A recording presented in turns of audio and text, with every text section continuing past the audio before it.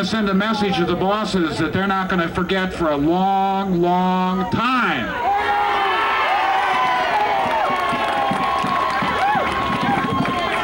And the first thing we want to do is get everybody together. I think they heard us back here too. I think they can hear us. I think they're hearing us all over town.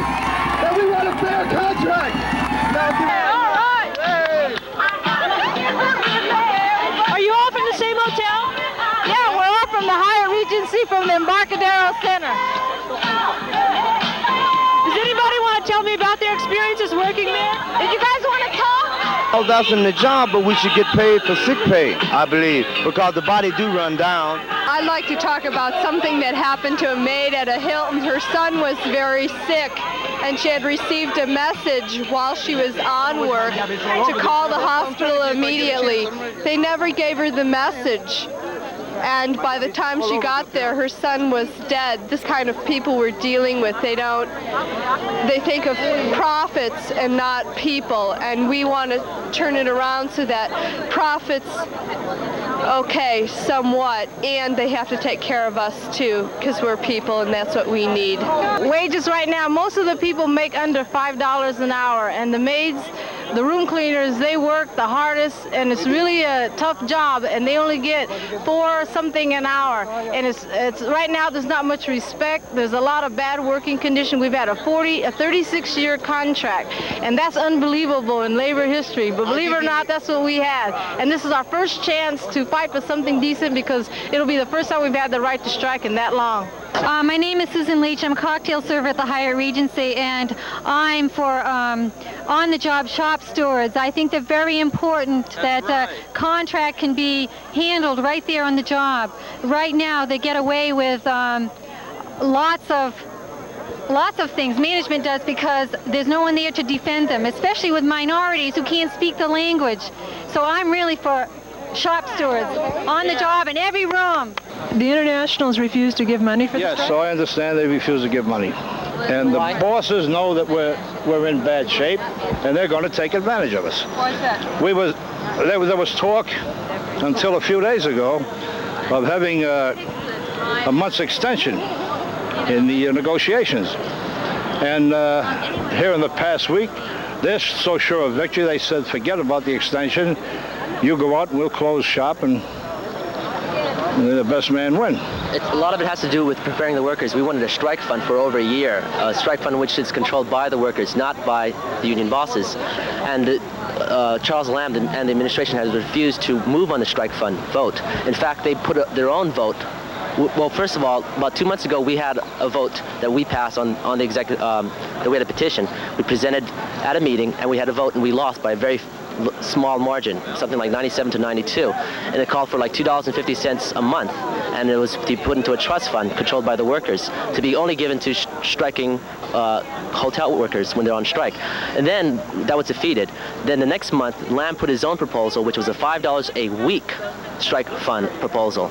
And this was obviously, I think Cervello was setting up Lamb in doing this, or letting him doing it, in order for saying, well, if you guys have to get your house in order, you have to raise your own money, otherwise we're not going to give you money financially. We're saying you have to pass a strike vote in order for us, the International, to give you money. And they knew that $5 a week, no way that passed. In fact, it lost by a very incredible amount. So the hotels are prepared for the strike now, and you think that it's better to take them when they're not prepared for it? I think in a sense it's guerrilla warfare. You have to hit and run. I mean, there are millions of dollars. We're not going to win it through money, but through power and creative tactics, as we had in the Zim strike.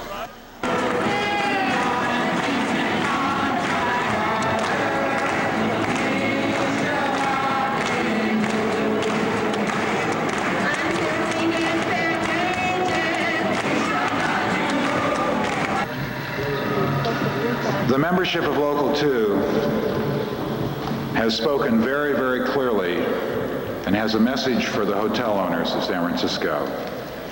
That message is as follows.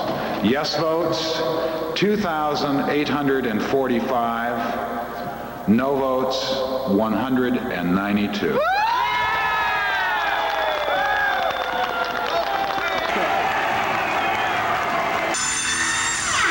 And you're a union carpenter? Yes. Are you going to cross the picket line? No. many carpenters are working here now? Well, about 60. And you're all boarding up the hotel? Yes.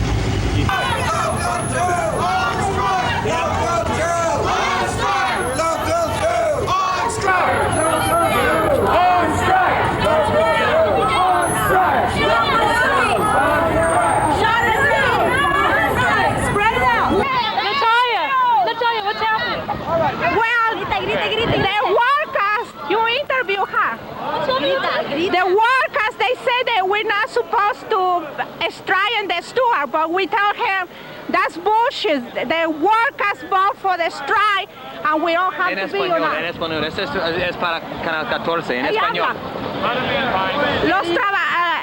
Dijeron que el hotel había negociado que nada más 10 hoteles iban en huelga. Entonces nosotros dijimos a las trabajadoras, esto no está bien. Los trabajadores votaron para una huelga y todos nos vamos en huelga. So, ellas rehusaron ir a trabajar.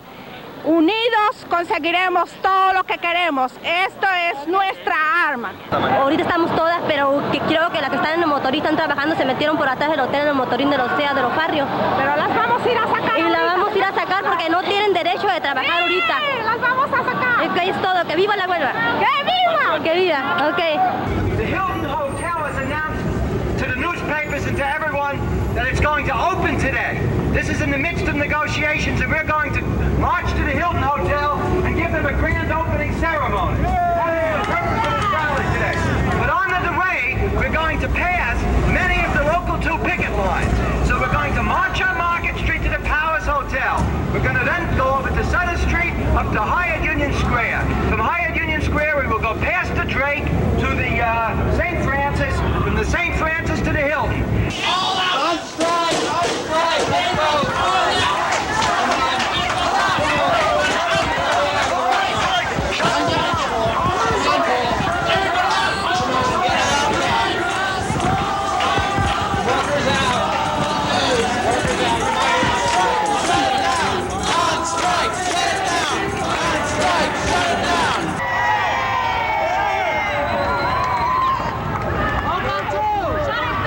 Local 2!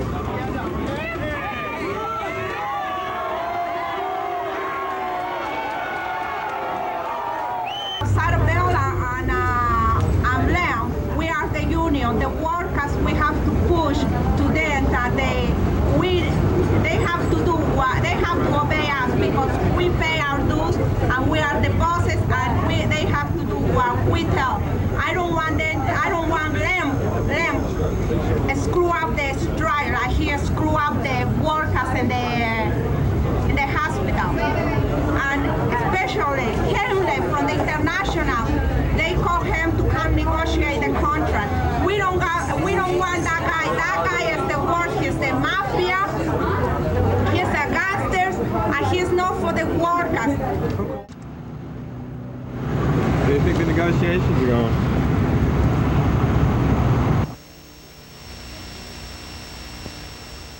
I think it really is stinky. Why? Why? Because they really haven't did anything for us. They sold us out. They sold us out. Are you willing to stay on the picket line? That's right. So you could still vote no, right? That's right. Do you think the other people you work with will? Yeah, I think they're going to vote no. I really do, because I mean, we were just out there for nothing. We could have stayed on the inside and he could have did what he's done. He ain't done nothing. Just had us standing out there in the cold, walking on the concrete 6 hours and 8 hours a day for nothing. For what? Well, we have nothing. The same thing they offered us when we was on the inside.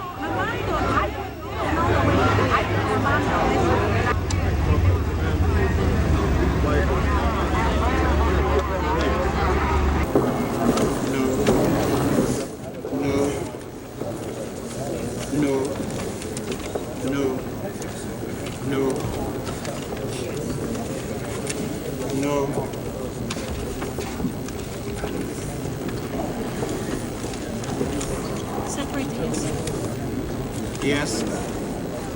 Yes. Yes. The voting's going on yet? The voting is going on right at this moment, yes. And it's entirely improper in violation of the federal law. And it's also a violation of the word given by the union officials to the media. Prior to today, the union officials had promised that this would be a secret election and that the members would get all points of view heard before they voted. In both cases, they didn't carry out their promise. First of all, prior to our going to putting our X on the paper ballot and putting it in the box, there was a standing vote taken inside the meeting. All those in favor of the contract stand, and all those opposed stand. How did that vote turn out? It turned out to be an inaccurate vote. The membership of Local 2 walked out on the streets in solidarity. They have voted in solidarity. The vote is 1,823 yes, 523 no, and 18 void. This is a tremendous vote, which is over 3-1 in favor of the contract. We will return to work shortly with dignity and respect. Thank you.